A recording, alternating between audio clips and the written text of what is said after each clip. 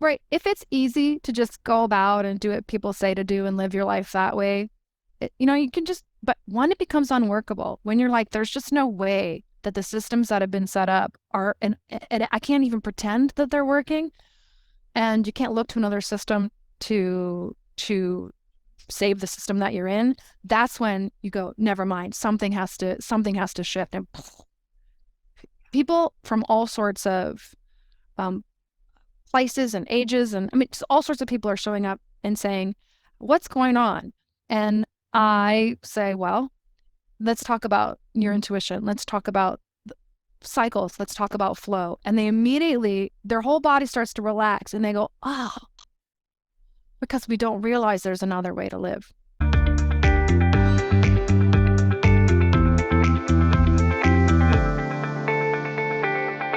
Let's talk shift.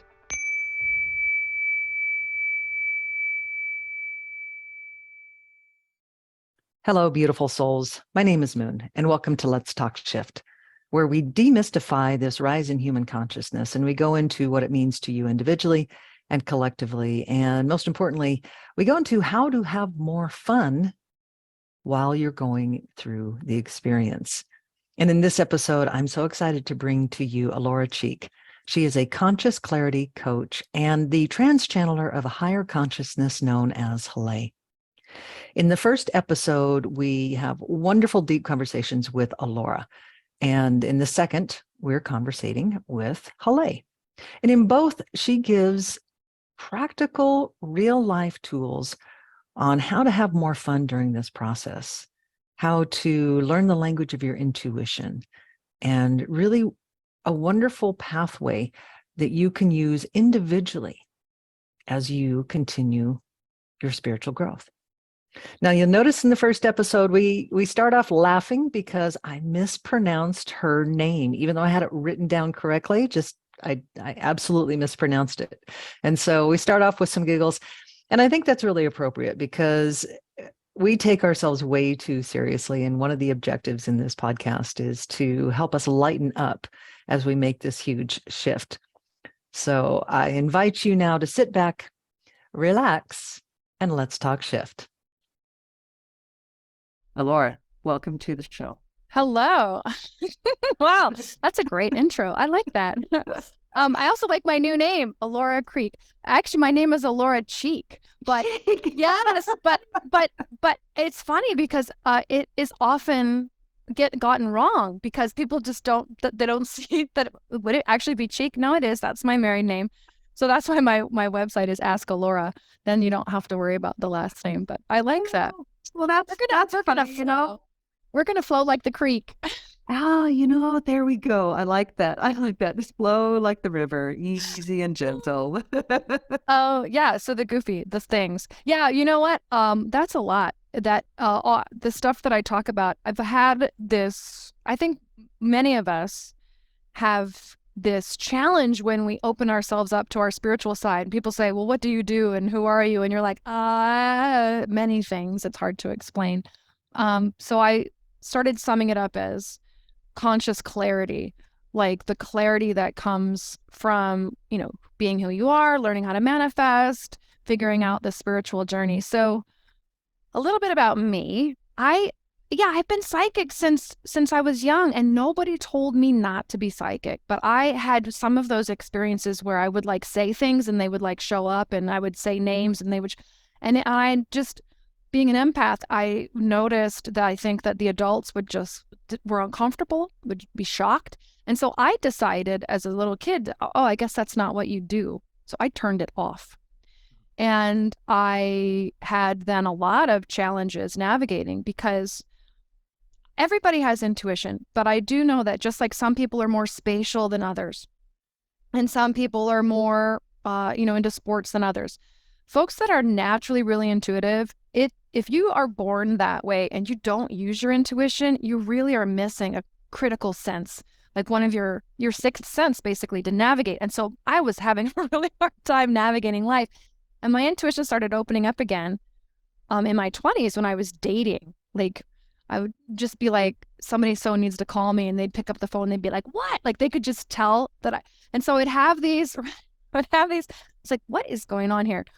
So I then said, all right, I have everything you're supposed to have in your 20s. Like I had a great job. I was making all this money. You know, I had a bachelor's degree, I had a master's degree. Like I had checked all the boxes, but I was still missing, comes to find out, that critical component for me. And I said, bring it on. And that's when I started having all these spiritual experiences. And I think the thing that I most want to help people with is how do you have a spiritual awakening and not have your life like completely fall apart? Right? Yeah. I mean, it has to fall apart a bit, right? But it doesn't have to completely fall apart, right? And how do you navigate that? And I love that part. So I had this shaman, not the Karapachi shaman that I ended up training with, but this other shaman ended up in my life, and he was like, "Hey, I'd like to unscrew your chakras and give your guides access to your." And I was like, I was like 29. I was like, "Sure, sounds great. Sounds like fun. Let's do that." I didn't think too much about it. And he says, "Don't worry, you know, you're not gonna die. I'm gonna put a bubble around you." I'm like, "Okay, sounds fun. That's." Didn't even think twice about it. And that experience, it's like you can't put that back in the box. I, in one moment, could see all my guides, hear all my guides. I could like see the bones and the blood in my hand. I could see through the floor. The veil was gone. I was me. I was all these other things. And ever since then, I was like, okay, let me learn how to work with this. And I think one of the biggest challenges that I face, and I think a lot of folks who are having a spiritual awakening face, is if you grow up, like my Karapachi auntie said, at some point, if you don't hear voices, they worry about you, like on the reservation, because you're supposed to have this guidance.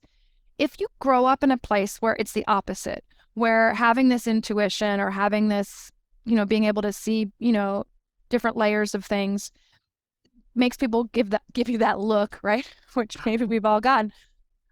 You are trying then to have a spiritual awakening on top of a mental framework that doesn't support it. And it can be incredibly difficult. And that for me is where I was having a lot of trouble. I was completely spiritually blown open, that it's like couldn't keep the car on the road, so to speak. And that's when I was like, I need help. And somebody handed me, this was so long ago, a cassette tape of Abraham Hicks, and they said, listen to this. And my first thought was no. And I didn't listen for 2 years until things got really bad. And then I was like, fine, because learning about conscious creation is, for me, it was horrifying. What do you mean is all my fault? But Like, that's exactly like, instead of like my opportunity, it's my fault. it's like, what? Ah, and it took me about 2 years to stop being mad at it, but I knew that it was a piece of the puzzle that I needed. And so I had to rebuild this mental discipline and this mental framework. But really what I was building was a mental flexibility, and the flexibility to saying, if you can admit that you are creator, which is what my Karapachi auntie was telling me all along, if you can admit that you are consciousness, then if something in your life is not what you like, you also have the ability to let in change, to let in healing, to let in miracles, which is, of course, what oftentimes starts you on the spiritual path, is you want to have these miracles, but then you have a hard time letting them in. And so anyway, there's this whole bit about it. And the goofy part is, dude, that's just who I am. Like I do improv. I've been doing improv since 1997. I'm a goofball. And one of the things that I tell folks is this: when you embrace your joy, it's not going to look like me or you, Moon. It's going to look like you, whatever that is for you. And there were so many years I felt awful because I thought that being spiritual meant I would go out and garden all day and be like, you know, Snow White with the birds, and, you know, sit on a mountain, and it just didn't work that way. The more I got in touch with me, the goofier I got, until I realized, oh, wait a minute, isn't this whole part of spiritual awakening that we are expressing that unique energy that we are? And again, round and full circle we go, until my guides were like, hey, it's time to start trance channeling. And I was like, no, that's too weird. They're like, okay, so the other stuff that you're doing, is it weird? Right? And I'm like, I know, but that was a line. So 2.5 years ago, I started doing that. And I'm laughing because I'm sure there's going to be another hurdle that I'm going to cross, right, in my spiritual awakening where I'm like, no. And then I like, just like with Abraham Hicks, just like with a lot of the ceremonial stuff, I knew to do. I was like, no, I'm going to kick and scream a little bit until I go, fine, fine, fine. You do it. And then you get used to it. And then you realize that it feels so natural. That's how you naturally move through life. It just feels so good. So Yeah. I'll stop there for a second so that you can, you can ask questions or Yeah, I tell me go in a different direction, Alora. no, I love it. And I think that, you know, words can have so many different meanings. And so when you're talking about spiritual awakening, what does that mean to you? Can you unpack that a little bit? Yeah, that's a good question. It's that idea that you are not just what you see in front of your face, that you are a soul that's having a human experience, that life doesn't end at the doorway of death, that your intuition is real and your nudges are real, that you really are sensing the things that you're sensing because again, this stuff that we see here, smell, taste, and touch, that's our brain interpreting what energy. It's all energy, right? And even if you get, I don't know, not really sciencey, but if you get a microscope and you get real deep down and you look at the table, there's more space between things than there's actual whatever atoms and science. And so what is that? Emptiness. There's never emptiness. We just can't clock it on our machines yet. We can't see it yet, but there is this consciousness. So the spiritual awakening is realizing that you are consciousness and that consciousness is. And it's not this hierarchy, like you have to go to somebody and so now. So I will say sometimes, even me, it is super helpful to go to somebody else and say, hey, I'm gonna ask for a session, or can you give me some clarity because I can't see that that's called getting perspective when you need it, like having a friend help you back up the minivan, right? Because you can't see. Sometimes we need folks to do that, but it's not a requirement. We all have access to all consciousness. Now, one of the things that you and I were chit-chatting a little bit before we hit record was timing, and I really want to bring that up. I have been wanting to trance channel. Like I channel the guides Halae. I've been thinking about it my whole life, off and on. I'm thinking, oh, I could do it, I couldn't do it, I should or shouldn't. And I was reading a book called Seth Speaks. Now, Jane Roberts channels Seth. This was back in the 70s. And Seth had this story, which I feel called to share, which said Jane is a writer, and she went to a writer's conference. Wasn't about spirituality. But in that conference, something happened where she shifted into channeling mode and she started to channel. And she just like didn't know what was going on. And Seth was alerted. And he went and he put a stop to it because he said it wasn't time for her to do that yet. And as soon as I knew that, I got incredible shivers. And I start to cry a little bit now thinking about it because I can look back at certain times in my life where I felt like something was getting blown open in a good way, in ceremony or with myself. And then it was stopped. And I kept thinking, is it me? And I didn't know to ask that question. So one of my favorite things to do now is to take the critical thinking questions and say, is it relevant? Is it true? Is it me? Is it not time yet? And realize that we are, many of us, either starting an awakening now or having a deeper awakening now because there's a big, it's time that has happened. This emerging world is coming. Mass consciousness is shifting. We're in this big take apart. And a lot of us, look at how old you are now. You said, I'm going to come to this planet. I'm going to be this age or at this time during these doorways opening, right? I'm going to be this type of person who has this type of interests and these types of skills, right? And you're perfectly placed where you are as you are. And so if you're thinking like there are things that I should be doing, but I can't bring it myself to do it yet, let it go. Say, if it matters, it'll come back. And if there are things that you feel called to do, but you're scared, Yeah, yes, yes, of course you are, right? Yeah. Welcome to being human, right? We're all Yeah. scared to do something like that. So there's this big, if you look at it this way, there's this big reveal that's happening with humanity.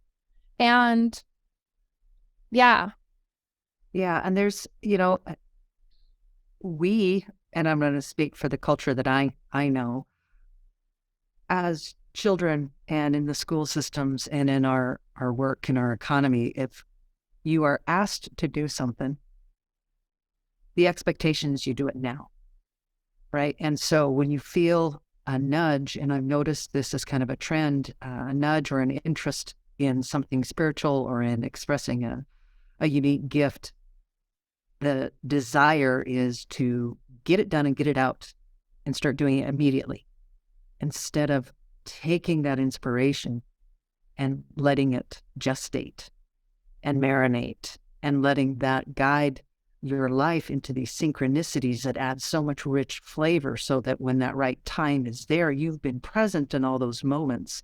And then you have the full expression of that. And I've noticed in the spiritual community that there seems to be a rush, and I have been guilty of it and probably still am in many aspects of my life. I was telling you earlier, I want a trans channel. And because I have that desire, I'm like, I'm the creator of my world. I should just be able to do that now, right? And so that's some deprogramming of some of the conditioning that we have as just Americans to do something, do it now and get it out there instead of just waiting and letting spirit lead that. I love that. You really highlighted something that, yes, the whole we should do it now. And this assumption, right? And that's a big assumption about intuition. Because I got the message that trans channeling is calling me, I should be able to do it. It's like, no, the message is that trans channeling is calling you. That's the message. Now what? Right? Now what? And Halae talks about this a lot. Halae's like, we layer things. You can't get up this step until you've gotten up that step, and you can't get up until you've gotten up that step, right? And so for me, now this is not that your story, Moon, but for me, in order to be able to do what I do, if I hadn't figured out some way to realize that I'm in charge of my thoughts, right? Could have been Abraham. It could have been another way that I figured it out. There's many, many ways to figure it out. But if I hadn't have figured that out and then worked on it, I couldn't channel. Now, there are other people who don't need that. So I would never say, somebody needs to channel, so do X, Y, Z, because that's what I did. I go, oh no, well, that's where me listening to the guides is helpful, because the guides say, oh, here's what you do next. You, particular person, do next, right? So part of this skill is that, like when I hear the guides when I'm in these zones. I'll share this story. I knew that I wanted to channel. And I said, okay, I know what I need to do in order to make it successful, because I know me enough. If I just channel once in a while and I spend, a year figuring it out, I will lose my nerve. I have to like binge watch. I have to binge it. And so I had a group of people on Facebook, and I was like, listen, free sessions. I'm going to channel, and I have no idea if it's any good. So please tell me if it stinks, if like it makes no sense, if it doesn't resonate, if it just feels like me talking. I need to prove to myself that it's not just me. I did like 45 sessions in like, I don't know, 2 or 3 weeks. I told my family, I said, listen, I'm going in the hole. I'm going down here. Why? Because I had to figure out a whole bunch of things, Moon. And it wasn't just, can I channel, was how long between sessions do I need to recover? How do I do this without feeling drained? How do I hold my space when I'm sitting on a Zoom call with somebody I know, somebody I don't know, somebody that I didn't even know was spiritual, who I used to work with, right? In an old job, like it was a day job, is right? Over and over and over. How long of a session? Like the whole bit. So by the time I got done with this, like 2 or 3 week intense project, I had so much data that I knew that I could move forward. And I think that we don't often know how to launch things, because in school, and I have a degree actually as a secondary high school, middle school and high school, secondary English and stuff like that. The point is that we're not taught how to launch stuff, because we're given the book. We're given the, do this, do that, learn this math, then you'll learn this. We're given the progression. We're not told here, how do you learn this skill? And then we learn how to entrepreneur ourselves in it. And so I think that is one of the biggest challenges that spiritual folks have, is they have this unknown that's calling them, and they don't know how to test, to analyze, to go back and consciously comb through the data, figure out what they don't know about it, what they do know about it. And that's what a great spiritual community can help you with, when you're like, listen, look, help me out here. Am I on track? Am I not on track? What am I missing? And what do I need to know? That is so essential, is, like you said, collecting and attracting that aligned community where you can feel safe. Because we are taught what to think, but not how to think. And then when you enter the spiritual realm, where there is no one path, all paths lead to home, but those paths will intersect and curve and go in many, many different directions. And if you're sitting in judgment of somebody else's path and their soul's purpose, then that's causing your own suffering and limiting your capacity and your ability to walk in your own beautiful brilliance. And so it's learning how to trust yourself. Like you said, we all have intuition, but we get so disconnected from it. What are some of the things that you have found in your deep dive working with people that have moved the needle ahead, kind of in a general sense, on people's ability to start hearing their own inner voice and trusting themselves, so that they can start exploring in a playful way with a new reality? I'm going to call this the library book tool, because this is my example. And I was just talking to somebody about this the other day. I think we get this idea that when we're intuitive, because I would call myself, look, at this point, I'll say in my own life, I would call myself an expert in intuitive. I've been training. I'm always like shy about saying that, but no, actually, I am. All right. And there's still more to go, right? And all that stuff. And it doesn't mean I don't ever misstep. But for the most part, I'm like, woohoo, I've achieved what I want. So here's the thing.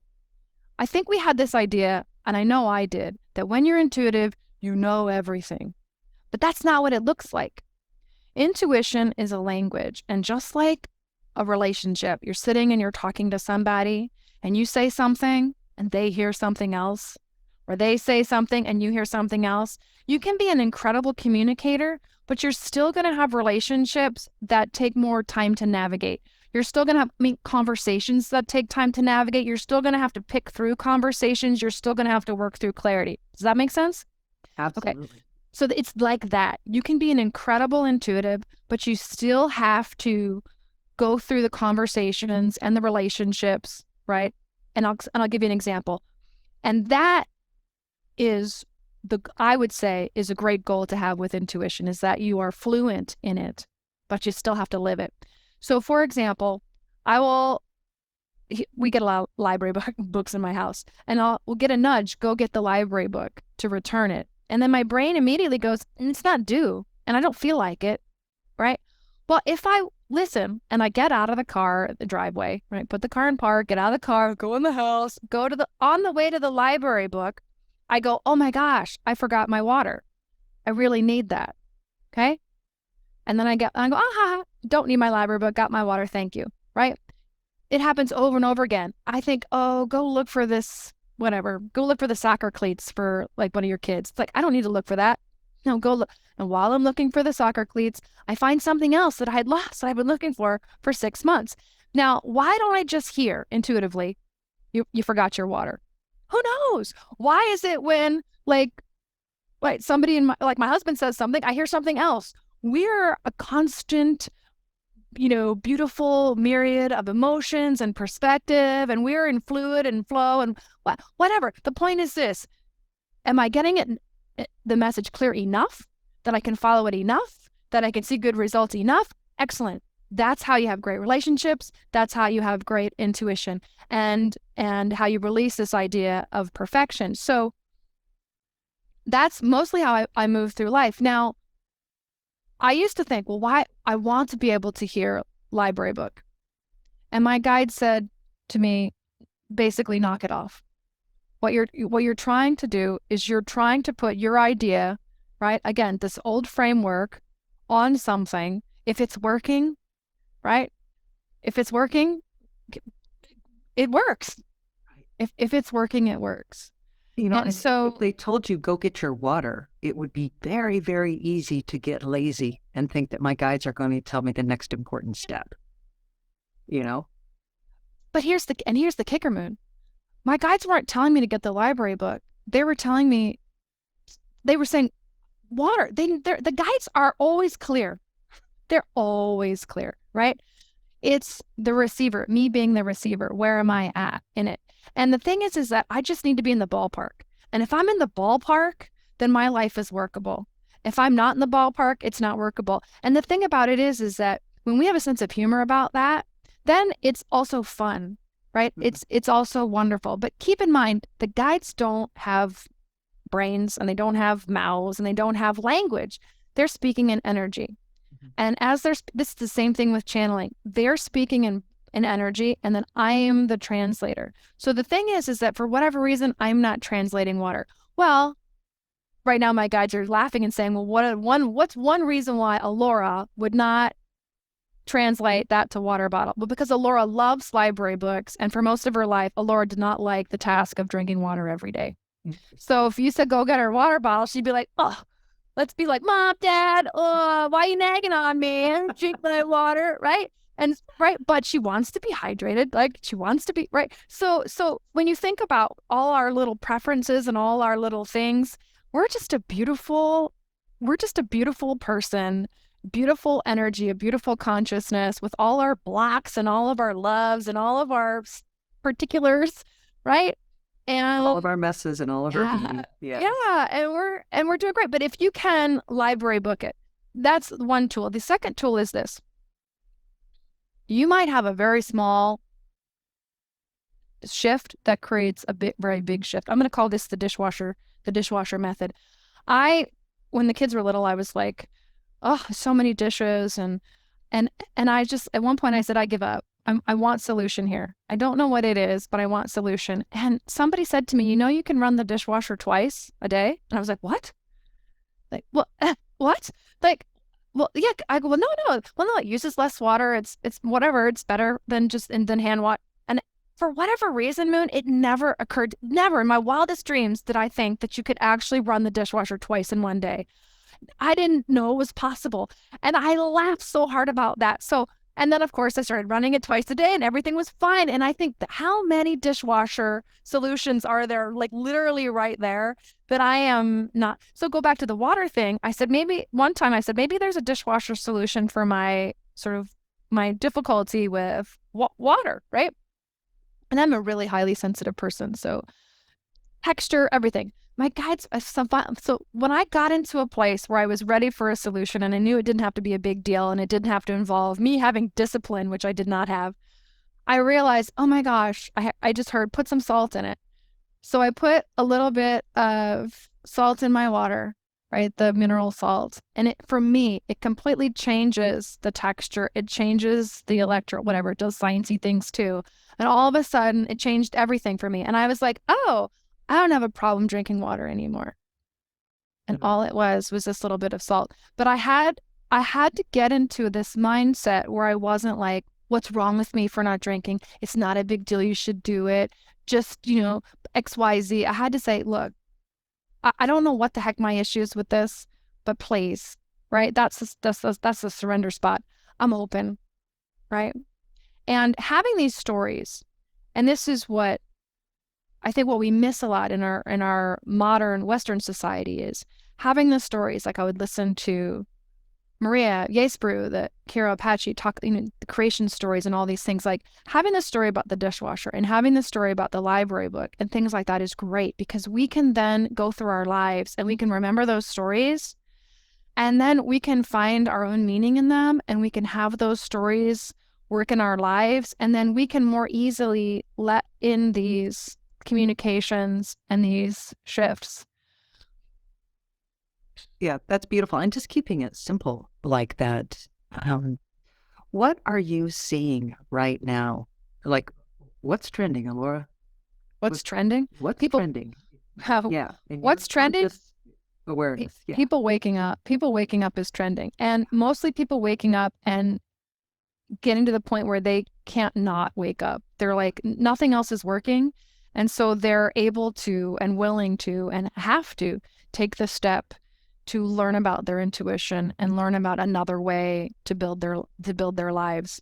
One of the things that is one of the things that is happening is that if you know, whatever, life stuff, right, economy, life stuff, whatever, right, if it's easy to just go about and do what people say to do and live your life that way, you can just, but when it becomes unworkable, when you're like, there's just no way that the systems that have been set up are, and I can't even pretend that they're working, and you can't look to another system to save the system that you're in, that's when you go, never mind, something has to shift. And people from all sorts of places and ages, and I mean, just all sorts of people are showing up and saying, what's going on?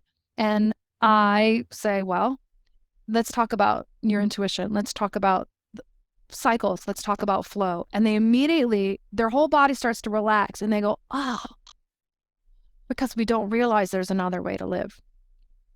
Now, I would say for all the listeners out there, this is so important, so important.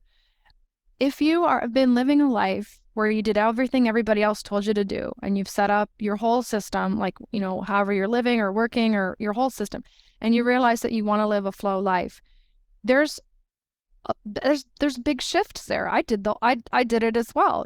There's big shifts to go through, but you still have bills to pay. You still have, a body to tend to. You still have all of these things.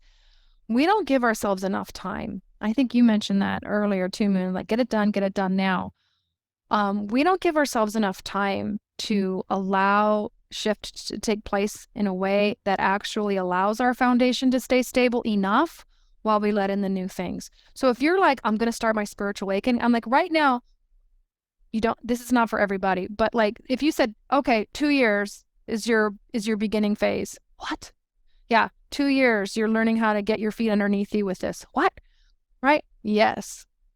Just, again, it might not be the number for you, but to even start and say, you're not going to have to be an expert by the end of this year, and you're going to let yourself have time to really figure out this new way of living. Well, what do I do in the meantime? Well, try and have a sense of lighten up a little bit. Try to have a sense of humor. Go out. I'm remodeling. It's a little messy, right? Step over the piles. Yep. Like you got to give yourself time. And in the meantime, right? Find more ways to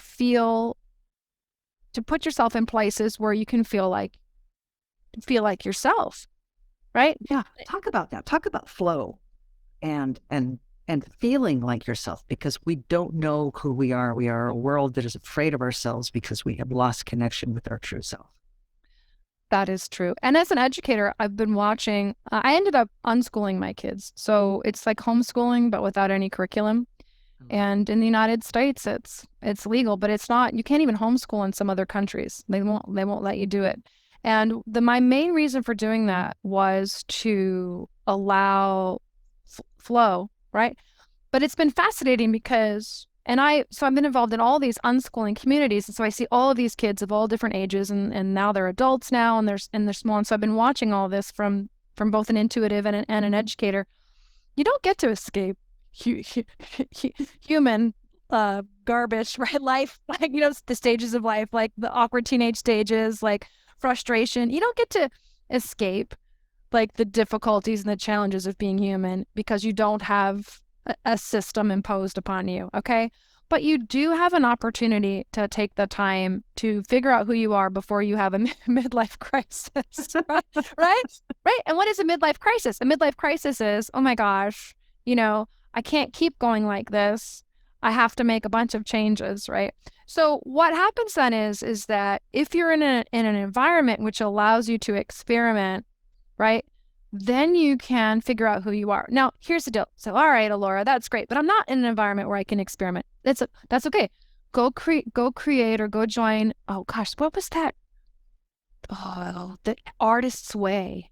Back in the day, So I'm Gen X, so there was a lot of it going on. I don't know if it was in the 90s or whenever it was, but this woman made this 12-week course called The Artist's Way, and it was this thing, and it wasn't even based in spirituality, but it was based in tuning into your creative side, and it was basically giving you a place once a week with these exercises where you could even figuring out about yourself.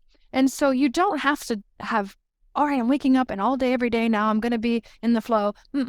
Just find a place, whether it's, it could be taking an improv class, it could be having like an inspired bowling league. It doesn't matter where it is, but a group of friends, some place where in that place you're allowed to listen to your nudges about things, and you're allowed to practice it, and you're allowed to learn. I always talk about intuition. It's like there's a difference between I'm all right and I'm all right.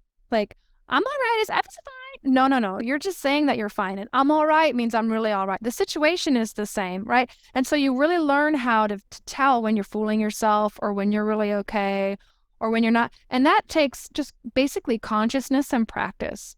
And so the first thing to say is my intention is I want to learn what flow looks like to me, or I want to experience some flow. Just set the intent and then let the universe bring you some nudges. For me, I used to live in Venice Beach, California, and I worked at a technology company at the time. And one of my buddies there would just basically not let up. He's like, you have to take this improv class. You have to take them. Finally, I was like, if I take this improv class, will you stop talking about it? And they said yes. And I'd gotten a tarot reading from somebody on the beach, and they were like, you need to do something different and creative. I was like, fine.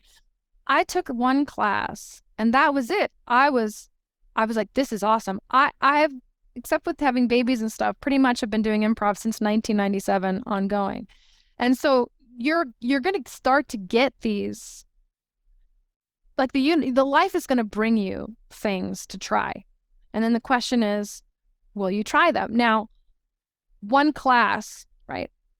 I always tell my kids, like, if you're going to try something new, like take a class or something, and it's something that, you're not committed to the whole time. I go, you go at least 3 times. The first time, it's never what you thought and you're uncomfortable. The second time, you're still not sure. But by the third time, you know whether this is the right thing for you. And unless your intuition says, absolutely don't go, something's not safe, something's not right, your intuition is screaming not to go, you got to give it 3 tries. And so I would say, call it the 3-try rule. If somebody's like, come bowling, you're like, all right, I'm going to try 3 times. The first time, right? By the third time, I'll find out what there is for me. And you can then try a whole bunch of things. Fine, 3 times I'm going to get on YouTube and try an oil paint. 3 times and you can find out so much about yourself just by, you think you want a garden? Great. Go out there for 3 Saturdays and see if you like it, right? And I call this clearing the pipes. Boom, boom, boom. Clear the pipes of all these things you think you should be, you think you should do. You're going to learn a lot about what you like. And then once you figure what you like, now you can really start thinking, well, how do I flow that into my life right now? And once you figure out how to flow that into your life right now, then your life literally starts to transform in the flow versus trying to fix your life first. Yeah. And in all of those new experiences, quite often I have found in my life, and I would think it would be the same in yours, when you're trying those new experiences, and some of them are just a no, but during that experience, you meet somebody, or you learn something, or you make a connection, or you make an awareness that makes that shift for you that you would have never connected the dots to had you not stepped outside of your comfort zone and just trusted yourself to try something new. I think that's the thing about the Western society is, okay, now you're doing tennis after school, and the assumption that now you're going to do tennis forever and you're going to, whatever, try and get a tennis scholarship. Like, there's never a discussion of why am I doing it and how long am I doing it for and so somebody says, I want to learn how to play the piano. And I say, well, what does that mean to you? Well, play the piano. I go, well, okay. But seriously, what does that mean to you? You want to be a pianist, like in a concert hall? You want to, get paid to be well, no, I just want to be able to play Christmas carols, right? For my okay, well, really complicated ones or simple ones? Oh my goodness. And when you really start saying, what does that mean to me? you can really understand more about what that goal is. But if you just say, I want to learn how to play the piano, the brain makes all these assumptions about what that is. And then you tangle yourself up fighting against this commitment that you didn't even know you made to something that you're not even trying to commit to. So that's why somebody says, well, go try bowling. I don't know why that keeps coming up. Maybe somebody needs to go bowling. But right? It's like, oh, well, I'm going to try it 3 times. Why? Because I'm going to call it a success. I'm successful at this experiment if I've gone 3 times within X number of months, and I try to have a good attitude about it, and that's it. Now your brain knows what your goal is, and now your intuition is not tangled up with your fear or your self-worth or your worry about this whole concept of bowling. Now you have this little test, and you can be more intuitive about it. What did I like about that? What did I know? What's my intuition telling me? Don't wear those pants or whatever. Oh, all right, that wasn't comfortable. Right. And in it, you can then have all these little knowings. And really, so my guides are always saying, that's called life. That's what you're here for. That's the richness of it. We want to taste everything. We want to experience everything. And we have been the villain and the heroine and the hero and the crook and the criminal and the victor. We've played all the roles. Yeah. And I think that's why human consciousness is now starting to expand, because we as a collective have come and experienced just how dark it can get. Oh, yeah. How bad it can get. And we are coming out of that now. And I think that would be a beautiful segue if we can bring in Halae, and I'd love to talk more about what they perceive. I felt the shift. Then I realized, wait a minute. Oh, I didn't do a time check. How long you want Halae to talk for? How long are you comfortable letting Halae talk for? Because I've got another hour. Well, great. Well, we'll have Halae come in, and Halae will do Halae's thing. And then, right? So, I will say, is there anything else I need to say? No, I don't. So I'm going to go get Halae. And what that means is, let's talk about what is channeling. So as I had mentioned earlier, and everything is energy, right? And so my goal in learning how to channel was that it's to listen, it's not even listening because it's not with my ears, but to tune into, to sort of be able to pick apart, to be able to zone in on the energy that is these guides, and they'll talk about who they are, and then be able to hold that energy and be able to translate it. And for anybody who wants to channel, my safety rails with the guides was this: if I translate something and you don't like it, you must correct me.